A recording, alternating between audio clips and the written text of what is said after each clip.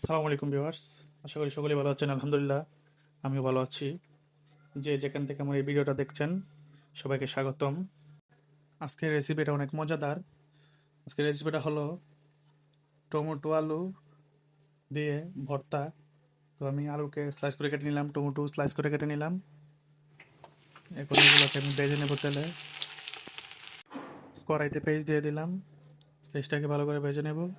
পেস্টটাকে ভালো করে ভেজে নিয়ে তারপর এটাকে কেটে রাখা টমেটো আলু দিয়ে ভালো করে ভেজে নেব।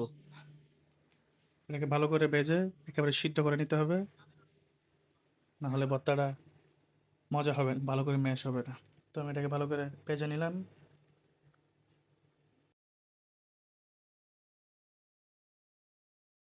তো এটাকে এখন আমি ম্যাশ করে নেব। ভাজা হয়ে গেছে।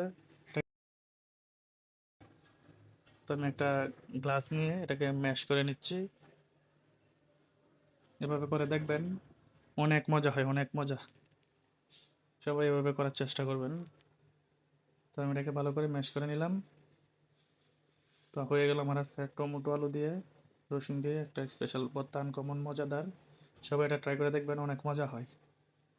সবাই সুস্থ থাকবেন, ভালো থাকবেন। আল্লাহ হাফেজ।